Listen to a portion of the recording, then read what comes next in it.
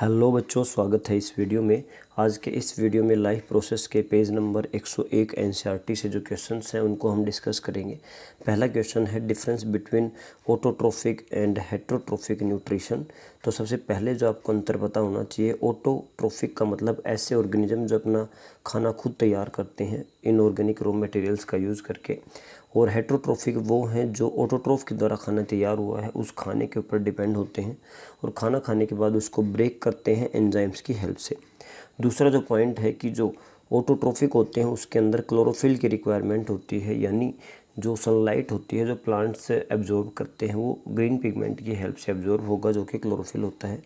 ऐसा कोई भी पिगमेंट हेटरोट्रोफ में नहीं पाया जाता है। तीसरा पॉइंट है जनरली फोटोसिंथेसिस दिन के समय होती है और फूड जो है वो रात के समय प्रिपेयर नहीं किया जाता है, लेकिन हेटरोट्रोफ के अंदर चाहे दिन हो चाहे रात हो दोनों ही समय प्लांट्स से फूड ऑब्टेन करते हैं हेटरोट्रोफ्स। तो इसके एग्जांपल्स लिखे हुए हैं जितने भी ग्रीन प्लांट्स हैं। इसके अलावा कुछ बैक्टीरिया, उस बैक्टीरिया का नाम है साइनोबैक्टीरिया या ब्लू ग्रीन एल्गी।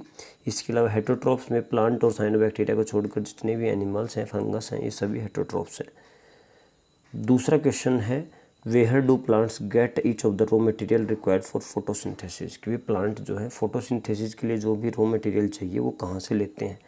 तो सबसे पहले आपको पता होना चाहिए रॉ मटेरियल क्या होता है। सबसे पहले प्लांट को CO2 चाहिए, उसके बाद प्लांट को वाटर चाहिए और प्लांट को सनलाइट चाहिए। तो देखिए CO2 प्लांट एटमॉस्फेयर से ले लेता है स्टोमेटा के द्वारा, वाटर प्लांट सॉइल से ले लेता है रूट के द्वारा, और सनलाइट जो है वो आपके क्लोरोफिल के द्वारा एब्जॉर्ब की जाती है, जो कि ग्रीन पार्ट, जो भी प्लांट का ग्रीन हिस्सा होता है उसके अंदर जो है क्लोरोफिल एब्जॉर्ब करने की कैपेसिटी होती है। तो तीनों जो हैं चीज़ें आपको CO2, वाटर और सनलाइट तीनों को प्लांट एब्जॉर्ब कर लेता है एटमॉस्फेयर से, सॉइल से, और सनलाइट जो है वो लीफ के द्वारा एब्जॉर्ब की जाती है। अगला क्वेश्चन है what is the role of acid in our stomach. तो बेटा जो भी आपका स्टमक होता है, स्टमक के अंदर एसिड रिलीज होता है जिसका नाम है HCl। एसिड का काम क्या है? तो सबसे पहला काम है जो भी हमारे खाने के अंदर जर्म्स आ रहे हैं, कीटाणु आ रहे हैं, उन कीटाणु को हाई एसिडिक कंडीशन में मार देता है। और दूसरा काम है क्योंकि एसिडिक फूड हो जाता है तो एसिडिक फूड के अंदर जो प्रोटीन होता है, प्रोटीन को डाइजेस्ट करने के लिए हमारे पेट के अंदर एंजाइम होता है पेप्सिन, और ये पेप्सिन अपने इनएक्टिव फॉर्म में होता है जिसको हम कहते हैं पेप्सिनोजन। तो पेप्सिनोजन को पेप्सिन में कन्वर्ट करने के लिए यहाँ पर एसिडिक pH चाहिए, लगभग 2 के आसपास pH हो जाती है। तो इसी से ये एंजाइम एक्टिवेट होता है जिससे प्रोटीन डाइजेस्ट होते हैं। तो दो जो है काम आपको पता होना चाहिए। सबसे पहला है कि ये जर्म्स को मारता है और दूसरा है ये पेप्सिन एंजाइम को एक्टिवेट करता है ताकि प्रोटीन की डाइजेशन हो सके। अगला क्वेश्चन है what are the function of digestive enzymes. अलग अलग एंजाइम्स होते हैं हमारे बॉडी के अंदर, जैसे कि अमाइलेज, जैसे कि लाइपेज, जैसे कि पेप्सिन, जैसे कि ट्रिप्सिन।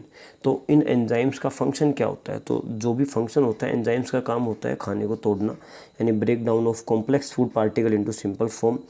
ये जो है सिंपल फॉर्म में कन्वर्ट होने के बाद एब्जॉर्ब कर लिए जाते हैं ब्लड के द्वारा और हर सेल तक पहुंचा जा सकते हैं। तो देखिए अमाइलेज जो है वो कार्बोहाइड्रेट को ब्रेक करता है जैसे कि स्टार्च, लाइपेज जो है वो लिपिड को ब्रेक करता है, पेप्सिन जो है वो प्रोटीन को ब्रेक करता है और ट्रिप्सिन जो है वो भी प्रोटीन को ब्रेक करता है। तो हर एंजाइम का अपना अलग अलग फंक्शन होता है।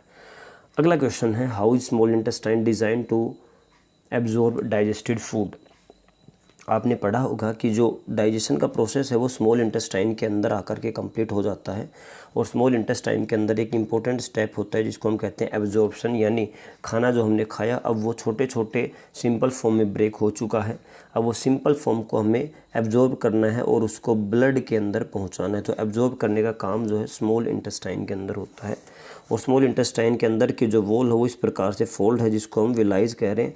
विलाइज सरफेस एरिया को इंक्रीज़ कर देते हैं, इसीलिए जो है सरफेस एरिया ज़्यादा होने के कारण स्मॉल इंटेस्टाइन में अच्छे से खाना एब्जॉर्ब हो जाता है। देखिए small intestine has millions of finger like projection, जिसको हम विलाई कहते हैं। फिंगर लाइक होते हैं, मिलियंस लाखों के अंदर होते हैं। अब विलाइज का फंक्शन अगर आ जाता है तो आपको ध्यान होना चाहिए, विलाइज increase the surface area of food absorption. जो भी हम खाना एब्जॉर्ब कर रहे हैं ताकि कम एरिया के अंदर ज़्यादा जो है फूड एब्जॉर्ब हो, इसीलिए हमने अंदर की वॉल को ऐसे फोल्ड कर दिया है। इसी को हम कह रहे हैं विलाई, और विलाई बनने से सरफेस एरिया बहुत ज़्यादा इंक्रीज हो जाता है। Within these villi many blood vessels are present. इन विलाइज के बीच में क्या है, ब्लड वेसल्स हैं, और वो ब्लड वेसल्स डायरेक्टली ये जो आपका ग्लूकोज है, फैटी एसिड है, अमीनो एसिड्स हैं, ये इस डायरेक्टली इस ब्लड के अंदर एब्जॉर्ब हो जाते हैं और ब्लड स्ट्रीम के द्वारा ये हर बॉडी के हर सेल तक पहुंचाए जाते हैं, ताकि हर सेल के अंदर ग्लूकोज यानी खाना पहुंच सके। उसके बाद ग्लूकोज से हम एनर्जी निकालते हैं by the process of respiration. अगले वीडियो में हम पेज नंबर 105 पर होने वाले क्वेश्चंस को डिस्कस करेंगे। अगर आपको कोई टॉपिक है, कोई किसी भी टॉपिक में डाउट है तो कमेंट बॉक्स में ज़रूर बताएं, उसके ऊपर हम ज़रूर से वीडियो बनाएंगे।